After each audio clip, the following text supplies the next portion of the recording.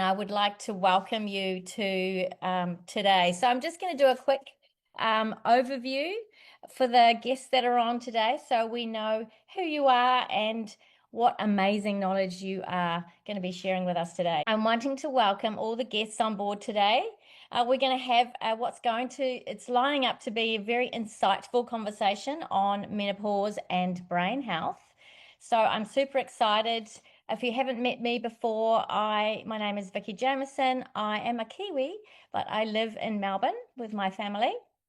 I'm a natural anti-aging specialist, specializing in skin health and also menopause, helping women transition. So I also do triathlon. You're going to find out about Dr. Shaun. So I have lots of common interests, not quite to the expertise of Dr. Shaun. So it is my absolute pleasure that Dr. Shaun is joining us today, and I'm going to read her bio because it is very impressive. So, Dr. Shaun is a board certified neuroradiologist for over 30 years. She's a veteran of the United States Air Force and the founder of the Vitality MD, where she supports women over 40 going through menopause transition and beyond. What makes Dr. Shaun so unique is the way she blends deep medical expertise with lived commitment to health and resilience. So she's not only a physician, she's also a 2 times Ironman triathlete, a 2 times ultra marathoner, and a 12 times marathoner. So that's impressive. She's been married for 36 years to her husband, who is a gastroenterologist, and is a mum to 2 adult sons in law school and a dog mum to 3 little dogs and one zany big dog, I hear, all variations of doodles. So a true testament to stamina, balance, and long-term vitality. So today we'll be diving into some very topical areas. So we're going to touch on how menopause impacts brain health, cognition, and mood, and why GLP is such a buzzword and hot topic right now, and how we can naturally activate that and how that helps with brain health as much as weight and some of the other conditions that we are concerned about. So, without further ado, I would like to introduce Dr. Shaun so we can get into some topics. Well, thank you very much for having me. I'm very honored to be here and appreciate the kind words. And this is a very important topic. Menopause is something that, in college and medical school, we really didn't think too much about. But you can bet there's a lot of thoughts going into menopause nowadays. And I think that the world is becoming a little bit more educated on what goes on in menopause and the support that women need. Yeah, exactly. I think there's a whole generation of us women now that we're very asking questions a lot more too, which is great to find out how we can help ourselves through menopause, but also beyond that into a healthy next chapter, if you like, with vitality. So, Dr. Shaun, as a neuroradiologist with over 30 years of experience, you've probably noticed a lot of firsthand impacts from brain health side of things, cognition, memory, and all that. What has been your overall noticings on that or changes? Well, it's one of those phenomena that kind of creeps up on women, and that is something called brain fog. And if you think about the organ in your body that requires the most energy, it's your brain. It's 3% of your body's weight, yet it expends 20% of your calories. And that's because neuronal activity is very energy intensive. So that brain's cells have hundreds of thousands, if not a million or more mitochondria per cell, depending on who you ask. And that compares to tens of thousands in the ovary, which is next in line in terms of mitochondrial density. And so when we age, our mitochondria become less efficient. Our mitochondria become damaged due to all of the free radicals that are produced in the making of that energy. They're right there. They're the factory or they're not only the source of the energy, they're the source of the pollution that comes from making the energy. So they get damaged. And when that happens, they don't work as well. They self-destruct. Mitophagy is another form of the word autophagy. And there is a decrease in mental functioning because of that. As you can imagine, if you have less energy, less power in your cells, they're not going to work as well. And that kind of exhibits itself in terms of brain fog, forgetfulness, moodiness, snappishness, just feeling tired and foggy. And that's not something that you can see structurally in terms of MRIs or PET scans, but you definitely notice it and can feel it. Right. So what have you noticed anything you mentioned about oxidative stress or that free radical damage in the brain? Is there anything that you have seen? I mean, I know with LifeVantage we have the NRF2 product, the Protandim. Do you see differences or hear from patients that exhibit changes once they start taking that product? Absolutely. Yeah, that's one of the first things you notice. In fact, in terms of brain injury that happens, like, you think of close traumatic head injuries or chronic traumatic head injury, close head injury, those things, the impact of the trauma is just the beginning of the problem with the brain. It's actually the inflammation that occurs afterwards. And so that oxidative stress is at the core of that inflammation and the brain damage that happens afterwards. So yes, reducing that oxidative stress to something that's more manageable has a huge impact on brain health. And one of the first things personally, when I started activating my NRF2 pathway and reducing my oxidative stress, one of the first things I noticed was like I felt like a fog was lifted. I felt more mentally sharp and in a better mood and more calm and emotionally stable. And it was just something that I didn't even expect, but big things happened. And I know my normal reaction. I know how I should have reacted to, say, a flat tire when I'm late for a meeting. And it didn't happen. And it was just like, who is this calm, collected woman? So that, is a huge benefit from reducing oxidative stress is definitely brain health.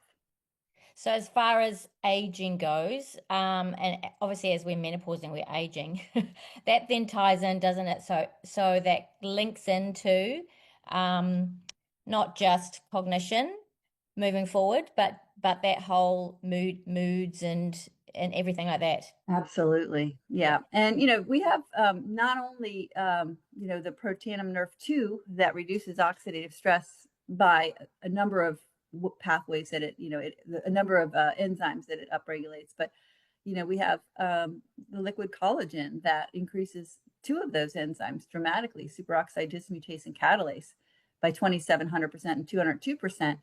And those enzymes are critical in terms of brain health. And we don't have any studies on our collagen and brain health per se. We have, beautiful anecdotes of people whose brains came back online after, being, not functioning as well as they would have liked. And it's just a beautiful thing when you can naturally activate the enzymes that used to be in such an abundance when we were younger. And we gradually just get less and less of them, and we gradually become less and less brain able, and it's lovely Yeah. to turn that back on. Yeah, so can you just explain for us the term activation that we're using here, as opposed to, I know a lot of people will have been familiar with supplementation and how we add in vitamins and antioxidants to our diet with either food or other supplements. How does activation, just quickly, differ from that? That's a great question, and I'm glad you asked it. Supplementation is necessary in today's world because our foods are not as nutritionally replete as they were 50 or 100 years ago, because of our soil degradation. The microbes are being stripped from the soil due to farming and turning over the land and letting the sun, just we're not nurturing the soil bacteria, which create the vitamins and minerals that the plants absorb. So we're eating a broccoli that has 50%, less nutrients, magnesium, for example, in it. So we do find that people are deficient in magnesium. I think 70+% of the world is deficient in magnesium, and stress increases that magnesium burn. People are deficient, a large proportion of north of the Western societies are deficient in vitamin D3. There's many nutrients that we're deficient in. So we need to supplement. And, just because not only those specific nutrients, but generally broadly, vitamin A, D, K, E, vitamin C, the B vitamins, we're not getting enough in our foods, so that a multi-nutrient like a mineral and vitamin supplement is very, very helpful. But that just replaces something that's not there. That's what supplementation is. Activation is turning on a pathway that generates enzymes, which are your body's primary antioxidant defense. Not just enzymes, but collagen production, other things. But turning on the genetic factory that makes the RNA, that makes the protein that is in question. That's what activation is. It's flipping a switch that tells your DNA to start making, RNA to start making the proteins, and then you have more of what was more dormant or less actively produced. That's what activation is, turning on the production of. Great. So we can basically turn on our genes and they become more active like when we were 20. Yay. So how does, I know GLP-1 is a bit of a buzzword at the moment. How does GLP-1 activating our own natural GLP-1 come into play as far as menopause and our brains aging, that type of thing go? Well, it's so important because as we age in menopause, particularly, we're losing our estrogen. And, estrogen actually has one of the things that it does that we don't talk about that much is it does decrease appetite somewhat. So decreasing estrogen means increasing appetite by and of itself. So that is one thing. The other thing that happens in menopause is we become insulin resistant. And so we start to gain weight. We store fat in our muscles, store fat in our fat cells, and we get intramyocellular fat. That's muscle that has fat depositions in it. Think of a marbled steak. Well, our muscles become marbled, and that is not best for being healthy and being able to be strong and healthy. So the other thing is we have less muscle as we get older, and that's called sarcopenia. Sarcopenia literally means in Latin lack of muscle or a paucity of muscle, and we lose about almost 1% of muscle every year after age 40. Muscle is your fat burning engine. Obviously, it's where your calories are burned, and besides your brain, obviously, but your muscles are insulin sinks. So whenever you contract, you have high elevated blood sugar. If you move your muscles, that's going to lower your blood sugar because glucose is going to go into the muscles to provide the energy. So lack of insulin sensitivity, loss of muscle, loss of estrogen. Just naturally in menopause, we store fat in our belly. We get sleep disruptions as we enter menopause, maybe due to hot flashes, maybe due to hormonal fluctuations, cortisol. When you lose sleep, you can gain weight because a night of disrupted sleep can lead to up to 400 more calories consumed the following day. That can add up over time. So we have mood disruptions. We also have a declining gut health microbiome.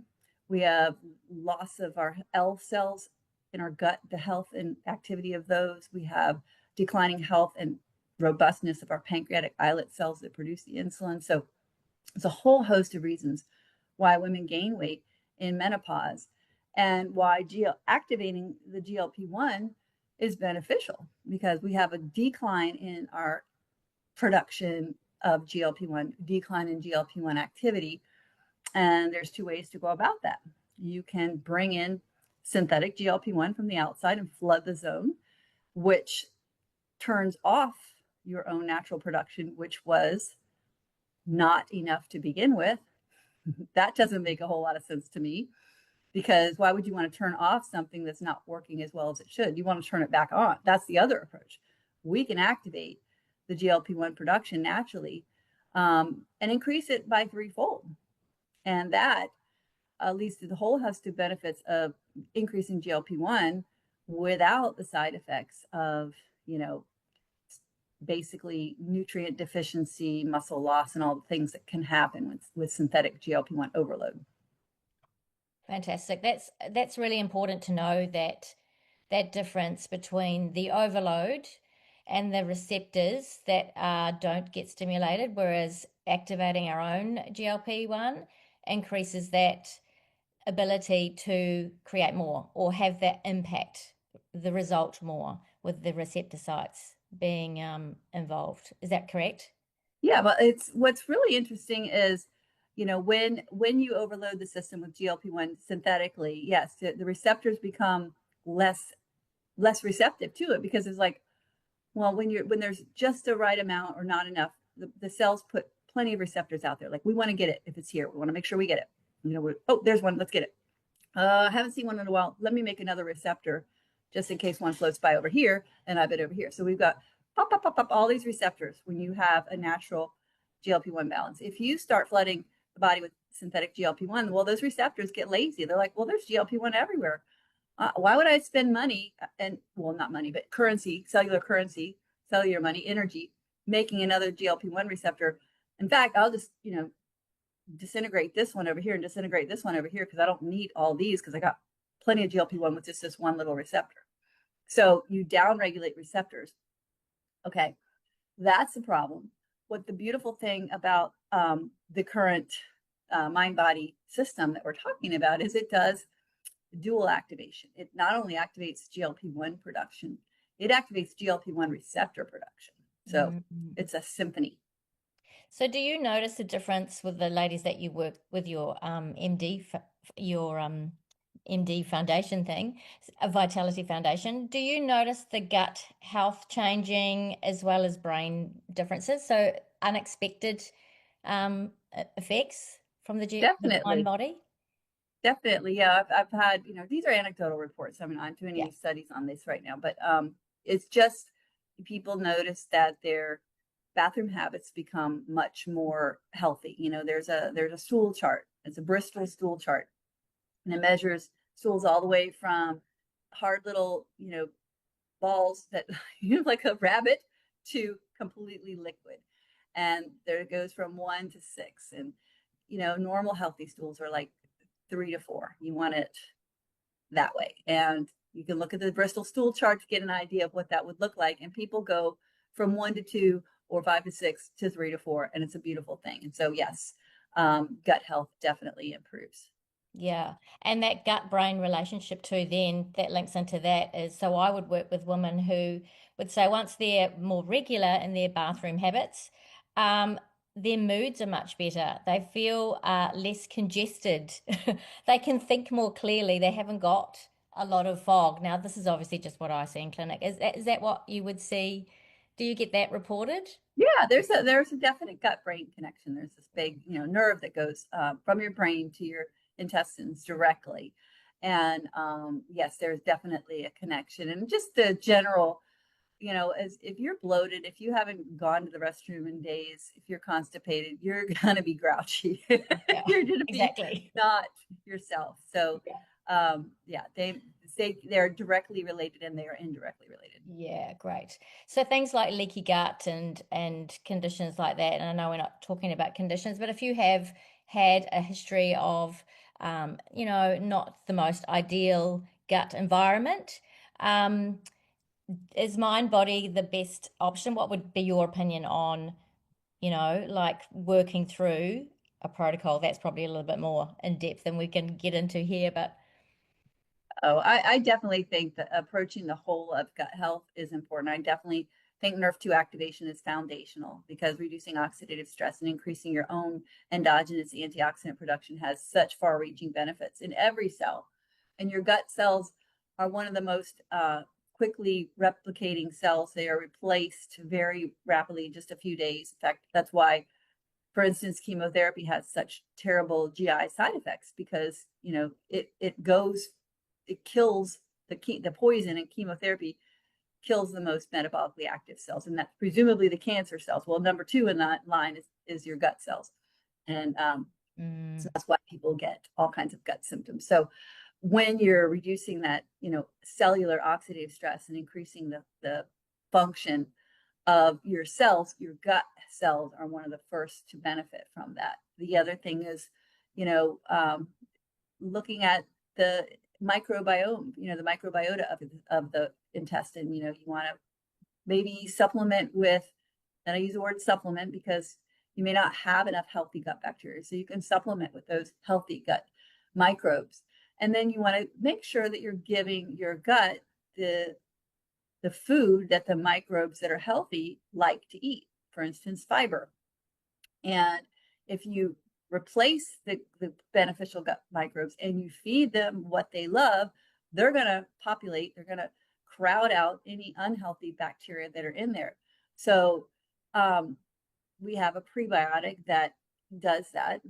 It feeds the good microbes. And then the mind body system itself is a mm, two-part system. The second part being a tremendous prebiotic that is specifically formulated to feed the type of bacteria that produce the short chain fatty acids that feed the L cells. So you can come at it from a multi-pronged approach. yeah, yeah, that's really important. So how does that link into stress? Because I know the gut and when you're stressed, your gut sometimes gets a little bit irritated.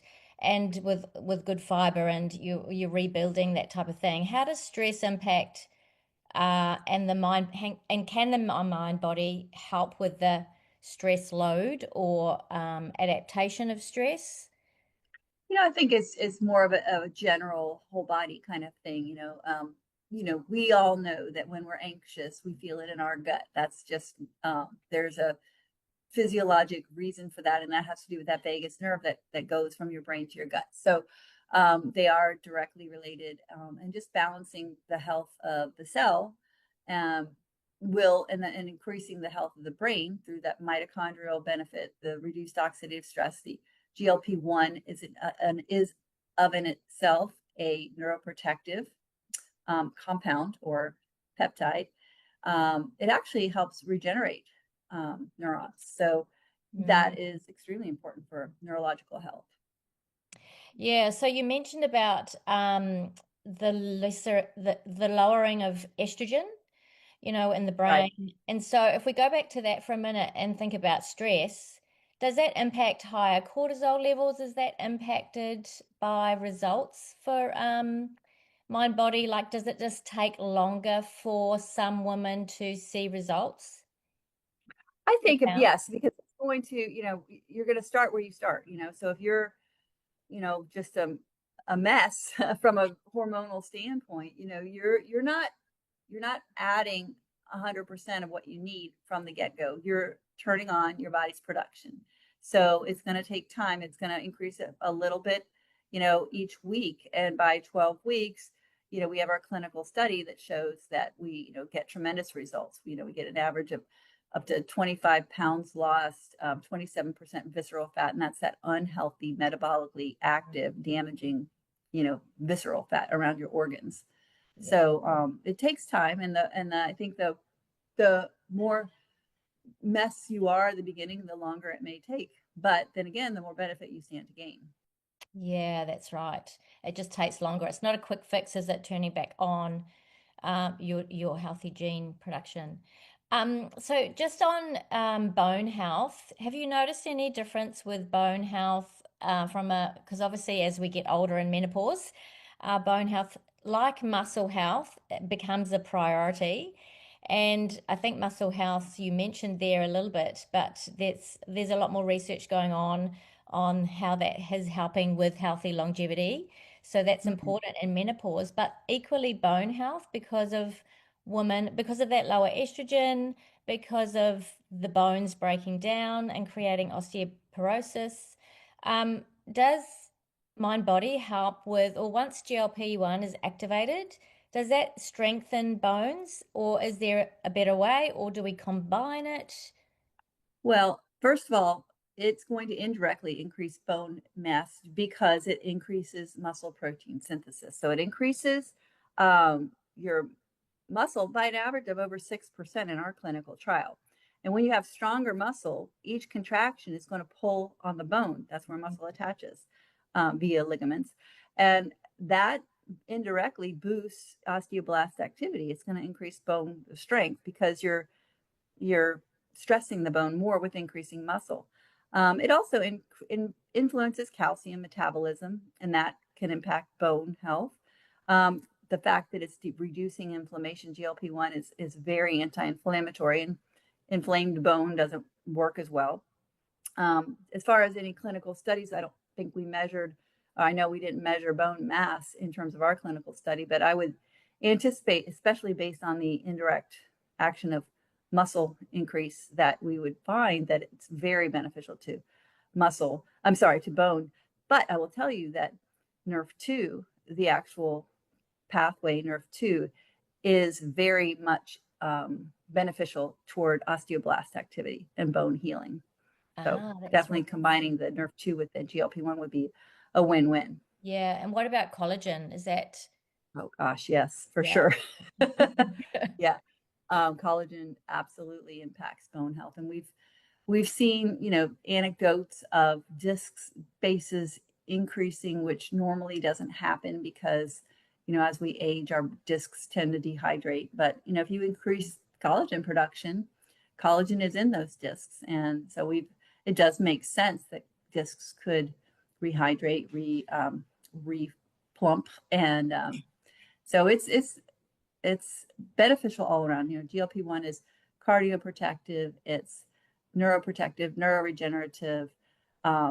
It helps with, your obviously losing weight, insulin sensitivity. There's so many benefits to having your natural GLP-1 production optimized.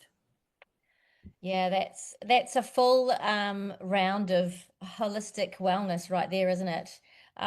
So if you were to build, actually, I just want to touch on your Ironman and your athlete um, history because I think it's speaks to a lot of resilience that we have mindset wise, and coming into menopause, it's a great way to, sort of base yourself. What kind of things, based on your resilience as an athlete, could you inspire women with what are just two things that you could inspire women with that they can put into their everyday life? Like not everyone's going to go and do a marathon, but Well, I have one thought that was in my mind when I was kind of at the end of the marathon, twice at the end of the 140.6 miles. I'm probably 8 mile 18, and it's like 10 o'clock at night. And it was this. It was not, am I going to finish? It's when am I going to finish? It's not if, it was when. And that is, we need to know that we we have everything in our arsenal that we can do. We can make ourselves healthy. So it's not if you're going to make yourself healthier. It's how are you going to make yourself healthier, and how soon.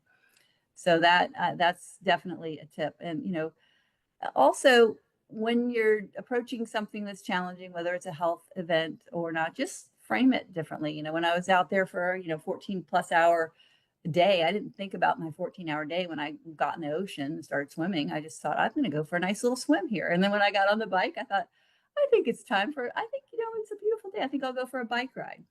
And when I got to off the bike, I was like, oh, I'm so glad to be off that bike. I think I'll just kind of loosen up by going for a little jog. And so, you just use those mindset enhancements to make every challenge manageable.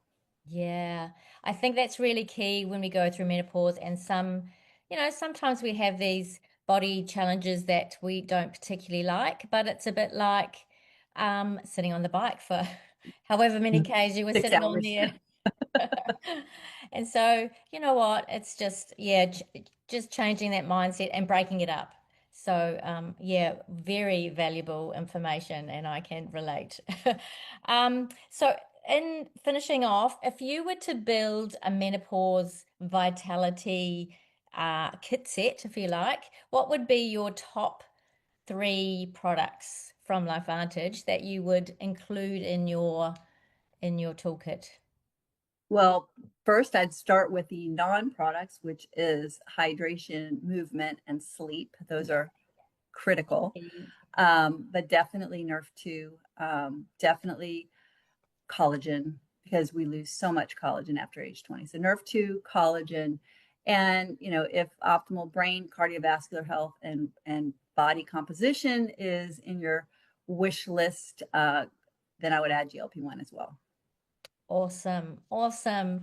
Well, thank you, Dr. Shaun, for sharing your wisdom and science, which I love, and lived experience. I think everyone today on the call has got something new from that. So powerful insights, and how we can implement those products specifically for menopause. So there's so much more we could talk about, but I do value your time and appreciate so much you spending your Friday night. With us here in Down Under. Oh, it was such an honor. And yeah, thank you so much. These are great questions. Really appreciate it. I did see a question in the chat that said, if you lose muscle, can you get it back? And absolutely, you can. You just have to do resistance training and do progressive resistance training. Obviously, within your capabilities, start where you can, and you need to make sure you're eating enough protein as you do that. But yes, you can definitely gain muscle. In fact, I've gained 4 pounds of muscle since December. Yay! Awesome. Yeah, so that's that whole vitality thing is just being stronger. We can be stronger women, ladies, today. We can be stronger as we get older, and this is not the end of the story in menopause. This is the beginning of the next chapter. And welcome to being a stronger woman. And a man, you can support your woman being stronger with all this knowledge too. So thank you Men all. have to live through menopause as well That's if they're right. married to a woman going through. That's exactly right. So thank you, Dr. Shaun, and thank you everyone for coming on to hear this wonderful knowledge. And please pass that on to all your loved ones, girlfriends, probably not mums, but aunties, maybe, sisters, everyone you can think of to help everyone live with vitality. Great call, ladies. Thank you so, so much.